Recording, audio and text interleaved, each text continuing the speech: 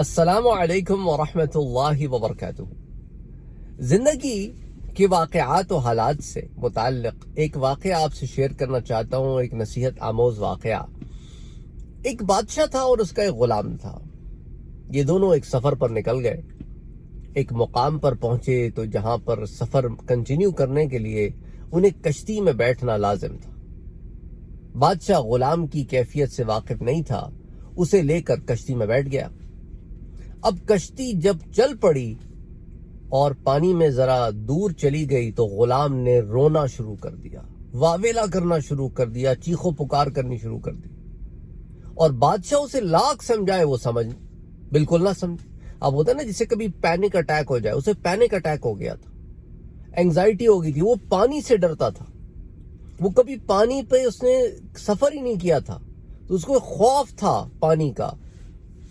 تو اب اس نے جب بہت زیادہ واویلا کیا اور سب لوگ ڈسٹرب ہوئے، تو اسی کشتی میں مسافروں میں ایک فلسفر بھی تھا، فلسفی۔ وہ بادشاہ کے پاس آیا اور کہنے لگا کہ اگر آپ اجازت دیں تو آپ کے اس غلام کا میں علاج کر سکتا ہوں۔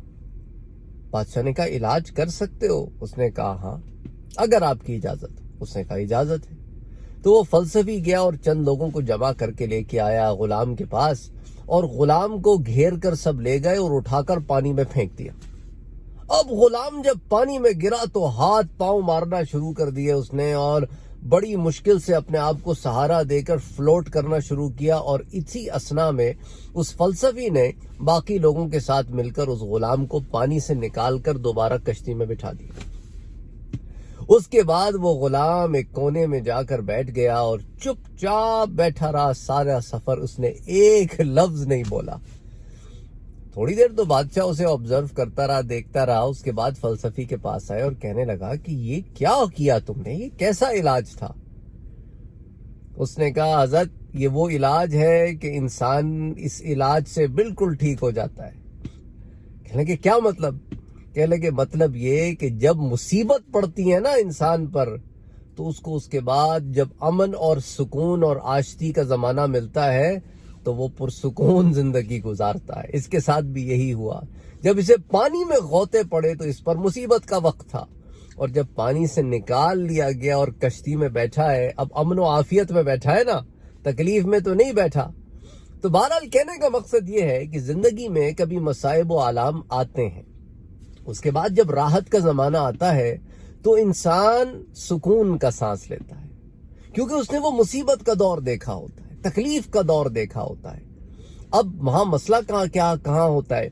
اس آرام اور سکون میں ہم ناشکرے ہو جاتے ہیں، ہم رب کے شکر گزار نہیں رہتے، اور یہاں بگاڑ پیدا ہوتا ہے طبیعتوں میں، اور فرعونیت آ جاتی ہے، اور انسان اپنے آپ کو خود سمجھنے لگتا ہے کہ آئی ایم سیلف میڈ، میں نے جو کچھ کیا ہے وہ اپنے بلبوتے پر کیا ہے، اور وہ اس وقت کو بھلا بیٹھتا ہے جس وقت میں وہ مصیبت میں تھا، اور اس کے رب نے اسے اس مصیبت سے نکالا اور اس کی زندگی میں امن دیا۔ تو ہمیشہ یاد رکھیں کہ ان مع العسر یسرا، کہ جب تنگی آتی ہے، مشکل آتی ہے، تو اس کے بعد یسر بھی آتا ہے۔ فإن مع العسر یسرا، کہ بے شک تنگی کے بعد آسانی بھی ہے، لیکن جب آسانی آئے تو اعلیٰ لوگ وہی ہوتے ہیں جو اپنے رب کے شکر گزار ہوتے ہیں، جو شاکرین ہوتے ہیں، جو اللہ تعالیٰ سے عفو و عافیت مانگتے رہتے ہیں، اور اپنے رب کو خوشی ہو یا غمی ہو اس میں بھلاتے نہیں، اسی کی عبادت کرتے ہیں، اسی کی طرف رجوع کرتے ہیں۔ تو اس لیے آپ کو آپ کے رب نے جو امن اور آشتی اور سکون کا وقت دیا ہے، اس پر اس کا شکر ادا کرو۔ بس یہی آپ سے کہنا تھا کہ ہم لوگ بہت زیادہ پریشانیوں کا شکار ہیں، الجھنیں ہیں جن کی سلجھنیں نہیں ملتی۔ اس کا ایک بڑا عنصر یہ بھی ہے کہ ہم ناشکرے بھی ہیں۔ جو چیزیں ہمارے پاس ہیں ہم ان پر اللہ کا شکر نہیں ادا کرتے، نتیجتاً بے چین رہتے ہیں۔ اللہ تعالیٰ سب کو امن دے، عافیت دے، آشتی دے، اللہ تعالیٰ ہر ایک کو سکون دے۔ اے اللہ تو ہر گناہ سے ہم سب کو بچا، اور ہمارے گناہوں کو بخش دے اور ہمیں معاف فرما دے، اور ہمیں شکر گزار بندہ بننے کی توفیق عطا فرما۔ آمین یا رب العالمین۔ اللہم صلی وسلم وبارک علی سیدنا وحبیبنا وشفیعنا محمد صلی اللہ علیہ وآلہ وسلم.